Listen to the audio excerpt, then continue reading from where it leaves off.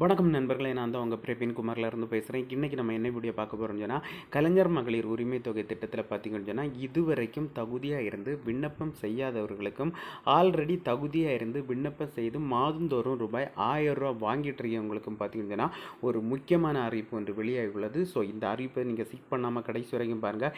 ஏன்னு சொல்லி பார்த்தீங்கன்னு சொன்னால், உங்களுக்கு பணம் வாங்கிட்டுறவங்களுக்கு பணம் கிடைக்காம போய் இந்த திட்டத்தில் இருந்து நீங்கள் விடுவிக்கப்பட அதிக வாய்ப்பு இருக்குது. ஸோ அதனால நீங்கள் இந்த வீடியோ ஸ்கிப் பண்ணாமல் கடைசி வரைக்கும் பாருங்கள்.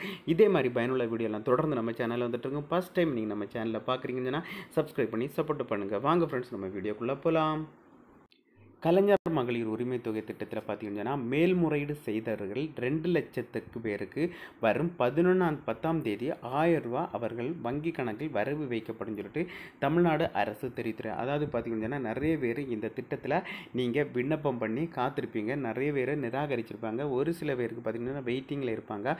ஸோ அவங்களுக்கு பார்த்தீங்கன்னா மேல்முறையீடு செய்து அவங்களுக்கு விசாரணை நடைபெற்று அவங்களும் இந்த திட்டத்திலே சேர்க்கப்பட அதிகமான வாய்ப்பு இருக்குது.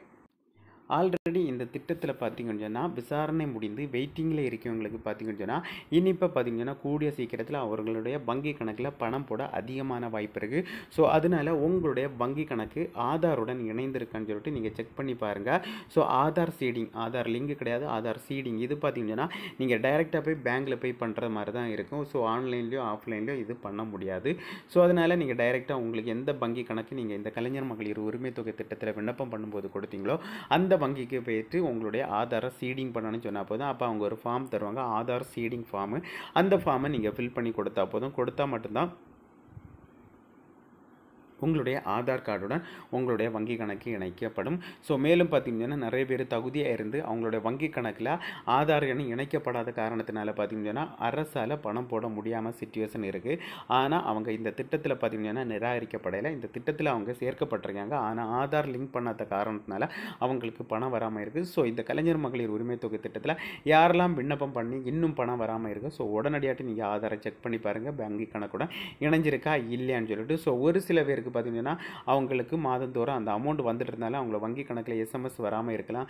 இல்லைன்னு சொல்லி பார்த்தீங்கன்னா அவங்களுடைய வங்கி கணக்கில் ஆல்ரெடி அமௌண்ட் போடாமல் இருந்து மெயின்டைன் பண்ணாமல் இருந்தாலும் அவங்களோட இந்த அமௌண்ட்டை அவங்க எடுக்க அதிகமான வாய்ப்பு இருக்குது. ஸோ நீங்கள் ஒன்ஸ் செக் பண்ணி பார்க்கணும் உங்களுடைய பேங்க் கணக்குடைய, அதாவது பார்த்தீங்கன்னு சொன்னால் ஸ்டேட்மெண்ட் எடுத்து பாருங்கள் அமௌண்ட் வந்திருக்கா இல்லையான்னு சொல்லிட்டு.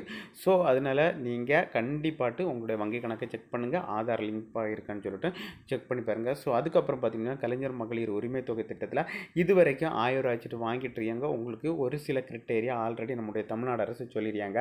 உங்களுக்கு 3000 யூனிட்டுக்கு மேலே கரண்ட் யூஸ் பண்ணியிருக்கக்கூடாது, அதுக்கப்புறம் பார்த்தீங்கன்னா சொந்த வாகனம் இருக்கக்கூடாது, IT5 இப்படி ஒரு சில நிறைய கிரிட்டேரியா இருக்குது. இந்த கிரிட்டேரியாங்க நீங்கள் மீறாமல் இருக்கிறது வரைக்கும் நல்லது. நீங்கள் அதை மீறும்போது ஆட்டோமேட்டிக்கலாக அந்த திட்டத்திலிருந்து நீங்கள் தகுதி நீக்கம் செய்யப்படுவீங்க.